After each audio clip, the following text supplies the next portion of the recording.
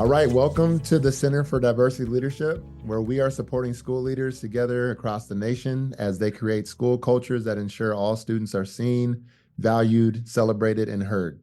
I'm Xavier Reed, And I am Dr. Sharon H. Porter. and we are your NAESP fellows in this work. As mentioned before, we are representing the Center for Diversity Leadership as fellows. And over the course of this year, we will be addressing a number of topics as it relates to addressing diversity from the lens of school principals. You can expect to hear from us in a variety of different ways this school year, and we are excited to connect with you. But since this is the first episode of the year, and we have our new member, Dr. Sharon Porter, joining us now, there's no better place, I believe, to start than having the opportunity for us to get to know each other better, number one, and then for our listeners to be able to hear about us as well. So, Sharon, I know that you have a long journey. You got that DR in front of your name, the doctor. So I know that you have some gems to share with us, but can you share with us your journey as an educator, and what has been the most impactful part of your journey? Absolutely. I started out as an educator actually in North Carolina. I'm currently in the state of Maryland now, but and I have to even go back because I'm in education now because of my fourth grade teacher.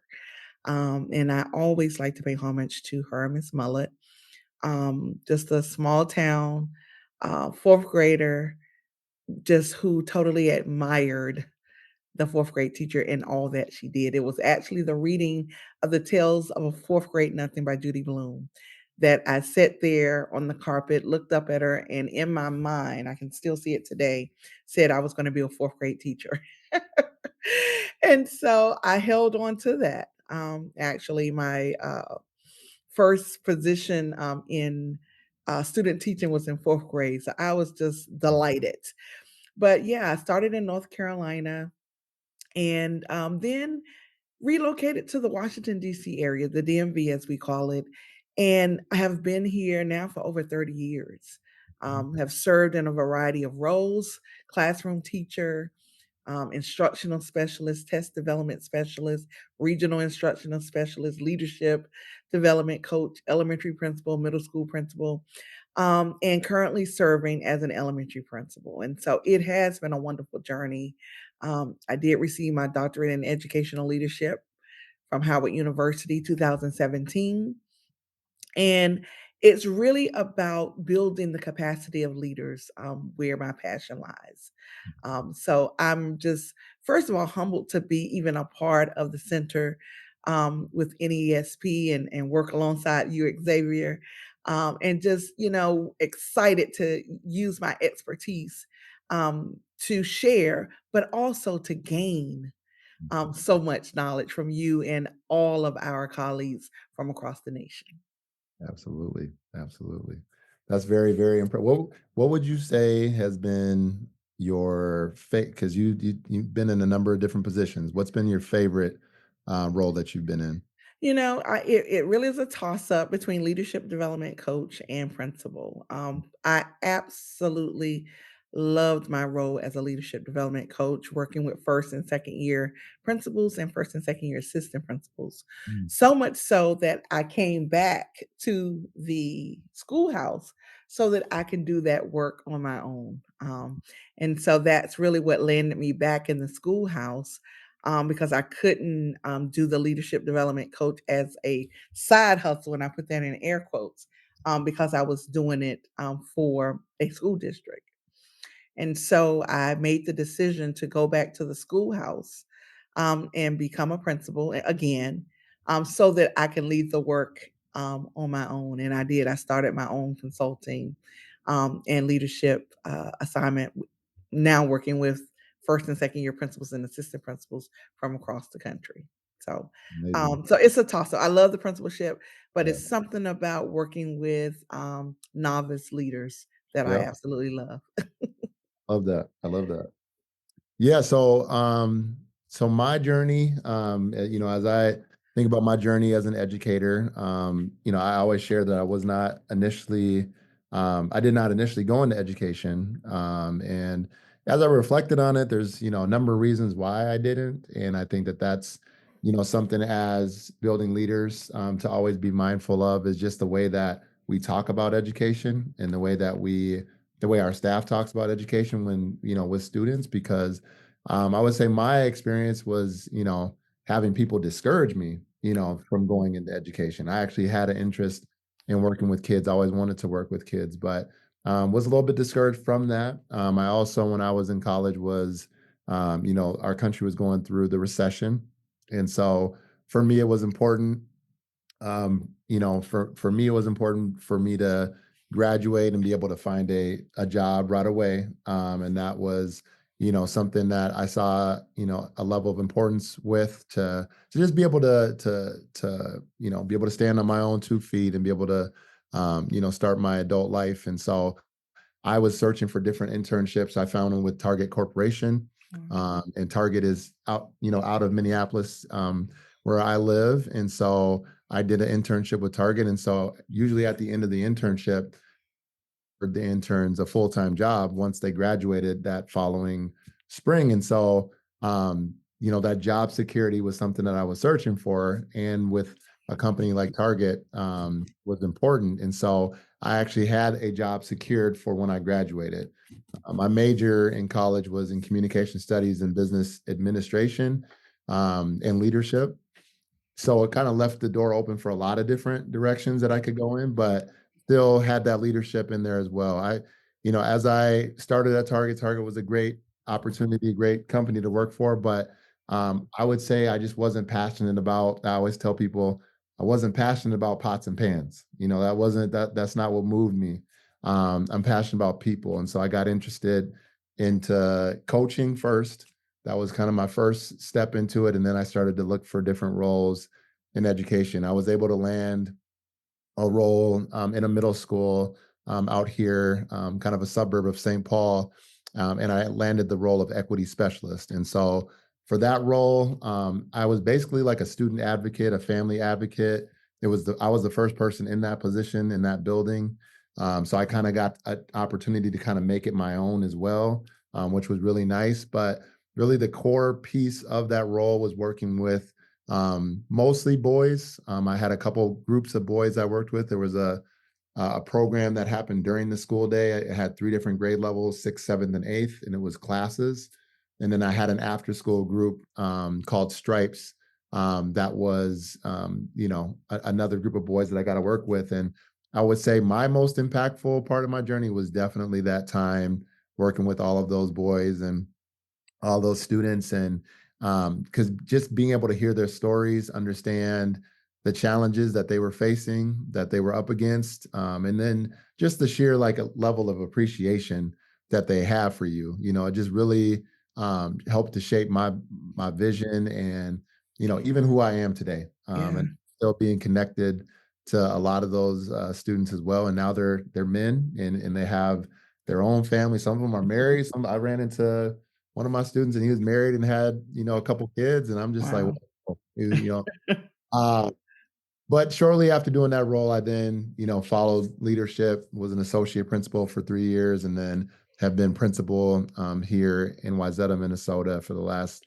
4 years. And leadership is something that I think is, part of who I am and something that's important to me. And so, I love being in the role of principal and being able to lead a school building. I love that, and it just really puts me to mind because in 2011, it was very shortly after my father passed, I actually relocated back to North Carolina. And I had not been an administrator in North Carolina. I only started teaching there, but I went back as an administrator in the school district where I grew up in, and it was very different than the Washington D.C. area. And this really is why I feel like this community is so important because it was a totally different lens. I went back as the first African American principal in that town. Mm, Um, First female African American principal in that town, but the first African American principal of that school. And so it was a different lens. If you know anything about the Washington, D.C. area and specifically the county where I am, We are bursting with diversity, and pretty much everyone in this area in my specific school district looks like me. But that was very different when I went back home. Mhm. And I saw things as an adult through a lens that I had never seen before. Yep. And it really opened my eyes to the need of communities just like this. Mhm. Yeah, yeah, that's very similar to a part of the process that because I moved back to the city I grew up in as well when I worked at Target. And so I started to see things differently and running into old classmates and different people and hearing about some of the sad stories and just really going in a deep reflection of how can we address this, how can we change this, how can we have an impact on it, which then kind of goes into my next question, is overall just that important piece of I'm always curious about it because everybody is different. Sometimes it's on the same line, but it can definitely be different because of the circumstances of how you are shaped. But I'm curious, what would you say your why is, your personal why? Why do you do this? Yeah, I really believe that just education itself has the ability to really shape communities and transform lives. When you hear that educators credit is the credit for all other professions, I believe that wholeheartedly. And so I think I'm just driven by that desire to inspire curiosity in our scholars, to help empower our young people, and also to help recognize their unique potential. Because I think that's a huge part of this work that not always as students see what we see as educators, and it's up to us to foster that and develop what they are yet to become. And I think that's powerful to be in that situation. And so I really would have to say my why is to do just that, is to transform their lives for the better and shape communities so that they again will be for the better, because you can shape it one way or another, right? And so it's really shaping the communities and transforming lives of scholars in ways that they would never imagine. That to me drives me. Yeah, that's very powerful, very very powerful.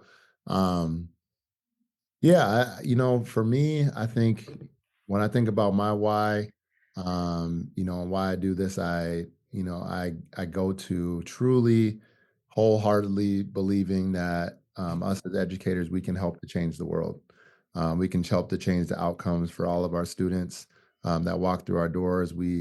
It's never lost on me that every student that is here is somebody's baby, and truly somebody's child. The most important thing in their parents or guardians' life, Yes. is their babies, and that's what they trust us with. And we have the opportunity every day to be able to help to mold them and help them to grow and help them to learn of just different ways that they can help to lead in this society.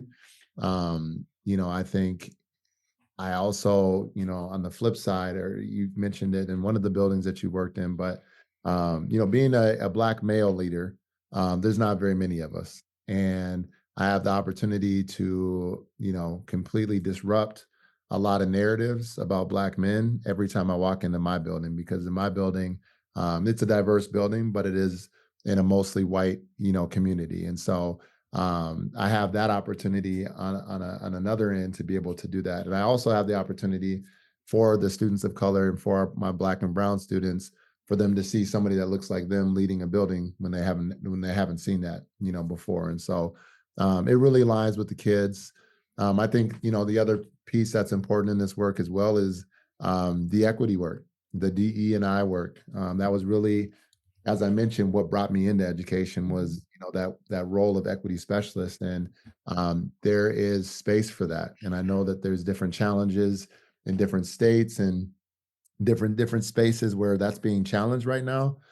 But it is essential work, and it is important work, and it is it's important. If it wasn't being prioritized, I may not even be sitting here right now, and so, um, for me, those are the things that bring that importance. Yeah, Yeah. definitely. You know, I- in speaking with the DNI, we were talking, about those states that actually are not very supportive of those initiatives for our DE&I. And so I think that's probably a wonderful topic for us to get into later, and how we can really support those educators that are in those particular areas. Mhm. Because I think without the support, um, they may feel lost or nowhere to go, nowhere to turn, no outlet, no vent, you know what I mean? And so I would just love to, gather some wonderful resources and avenues for our colleagues that are in those specific spaces, because we know they exist. Absolutely. Absolutely. Well, I have enjoyed this thoroughly, but this, brings us to the end of the first episode. I'm excited to be able to get going this year with our work. For all of our listeners, we appreciate all of you and are thankful for your support. And please continue to tune in to future episodes and also look for more resources that will be coming from us soon. Take care, and we will talk to you soon. Thank Thank you. you. Bye bye.